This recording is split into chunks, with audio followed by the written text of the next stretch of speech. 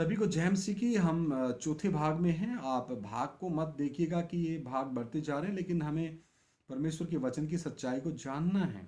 आइए हम आगे परमेश्वर के वचन को जानेंगे। लूका रचित सुसमाचार दूसरा अध्याय 1 से लेकर 6 वचन तक।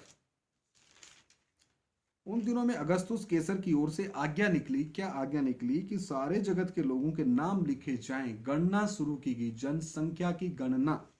यह पहली नाम लिखाई थी इस पृथ्वी के ऊपर। कौन सी थी पहली नाम लिखाई थी?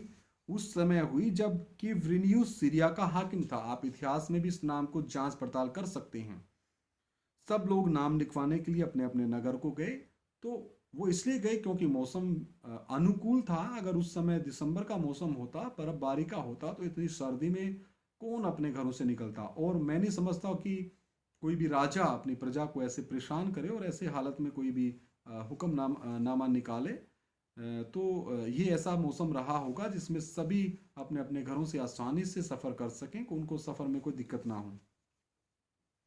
अतः यूसुफ इसलिए कि वह दाऊद के घराने और वंश का था, गलील के नासरत नगर से यहूदिया में दाऊद के नगर बैतलहम को गया कि अपनी मंगेतर मरियम के साथ जो गर्भवती थी नाम लिखवाए। उनके वहां रहते हुए उसके जनने के दिन पूरे हुए, यानी 9वां महीना पूरा हुआ, और वह अपना पहलौठा पुत्र जनी और उसे कपड़े में लपेटकर चरनी में रखा, क्योंकि उनके लिए सराय में जगह ना थी। उनको कहीं जगह नहीं मिली, और कपड़े में लपेटकर चरनी में, जहाँ पे पशुओं को बांधा जाता है, तो वहां पर कपड़े में लपेट करके बात हुई है, यानी कि कोट पहना करके, कंबल लपेट करके। तो इसका मतलब है कि वो मौसम ऐसा रहा होगा जिसमें बच्चा आराम से एक आम कपड़े में, नॉर्मल कपड़े में रह सके।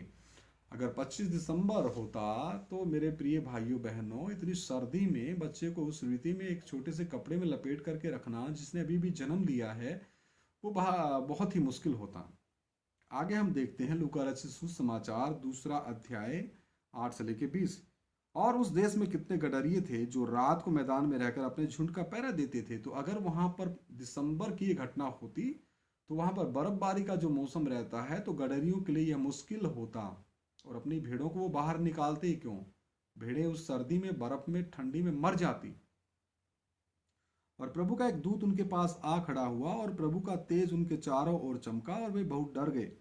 तब स्वर्गदूत ने उनसे कहा, मत डरो, क्योंकि देखो मैं तुम्हें बड़े आनंद का सुसमाचार सुनाता हूं, जो सब लोगों के लिए होगा, कि आज दाऊद के नगर में तुम्हारे लिए एक उद्धारकर्ता जन्मा है, और यही मसीह प्रभु है। और इसका तुम्हारे लिए यह पता है कि तुम एक बालक को कपड़े में लिपटा हुआ और चरनी में पड़ा पाओगे। तो सर्दी में तो ऐसा संभव नहीं हो सकता।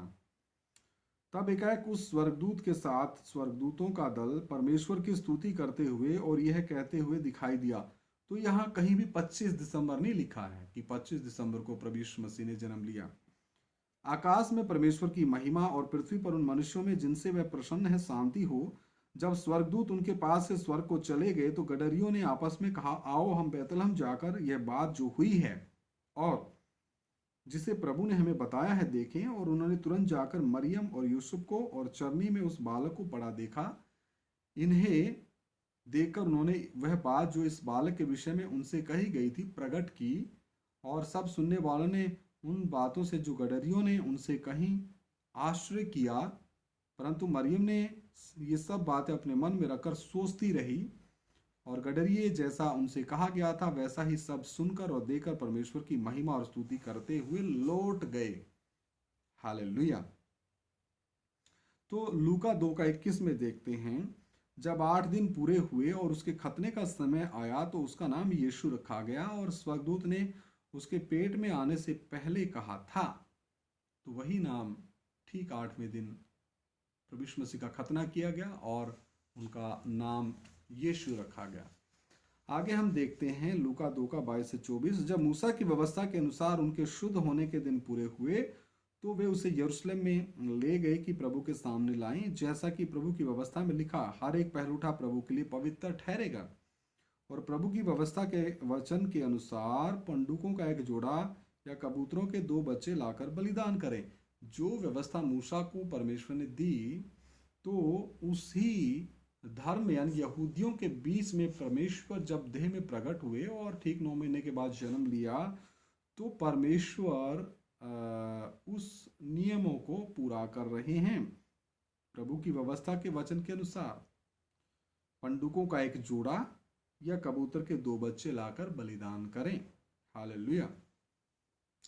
उसके बाद हम देखते हैं ये मंदिर में प्रभु यीशु मसीह का अर्पण किया गया है।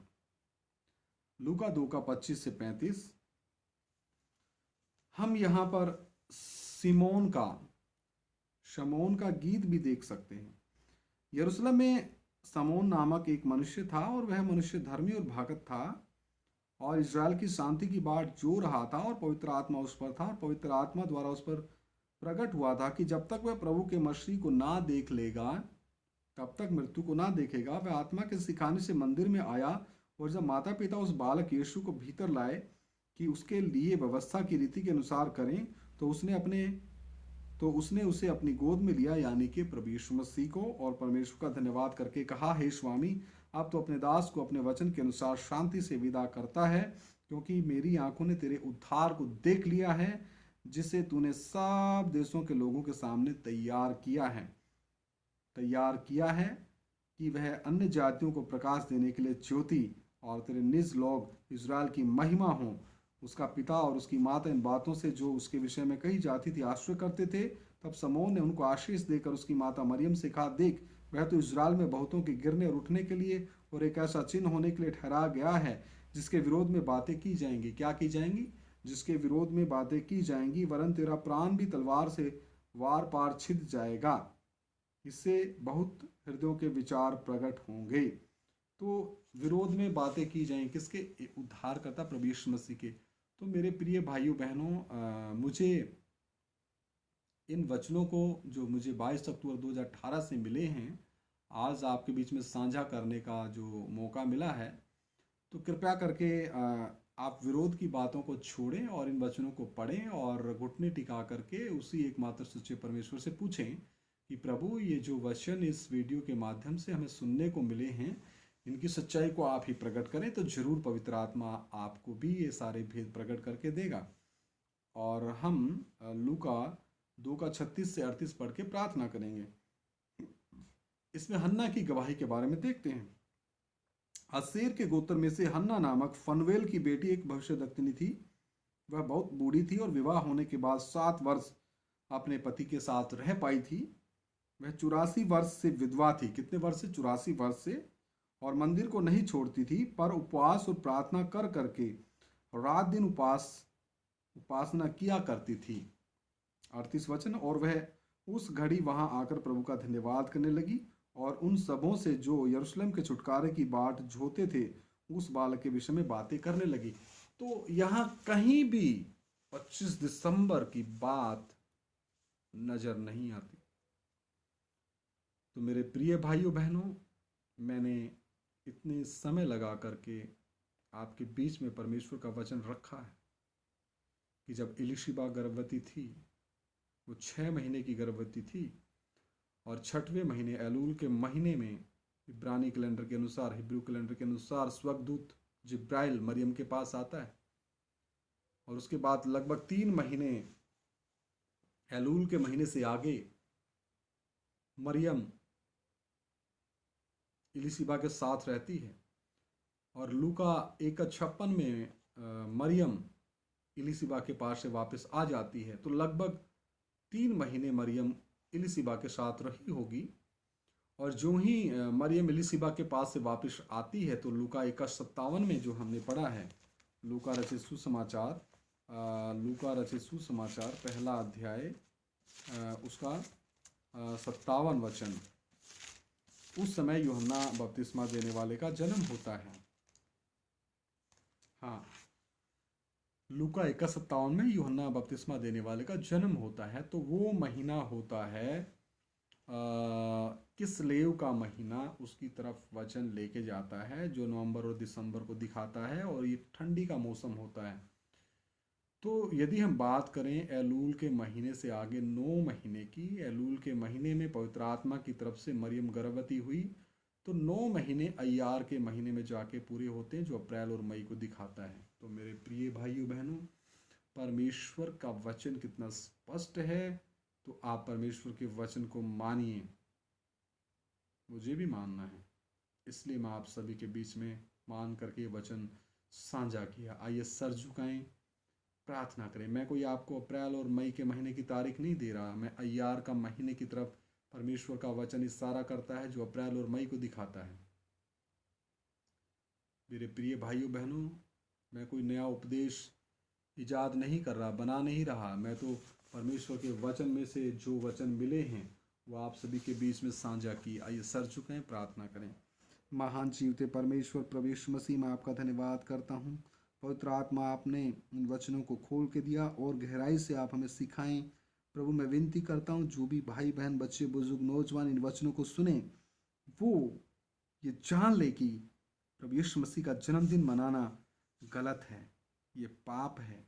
क्रिसमस डे मनाना पाप है। और प्रभु यीशु मसीह को जो अल्फा और ओमेगा है, एकमात्र सच्चा परमेश्वर है, जो सबसे पहला है सबसे आखिरी है, जो आदि और अंत है, उसको पीर फकीर संत महात्मा अवतारों के साथ मिलाना है। हालेलुया। ऐसा ना करें मेरे प्रिय भाइयों बहनों। जो एकमात्र सच्चा परमेश्वर है, जो कहता मैं जो हूं सो हूं, प्रभु एक एक की बुद्धि खोल दो, पवित्र आत्मा एक एक की बुद्धि खोल दो। तेरा नाम एक एक के जीवन में महिमा पाए।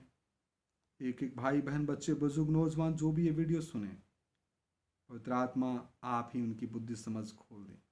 प्रभु यीशु मसीह के सामर्थी पवित्र नाम से मांग लेते, सुनो और ग्रहण करो, आमीन। सभी को जय मसीह की। मारानाथा।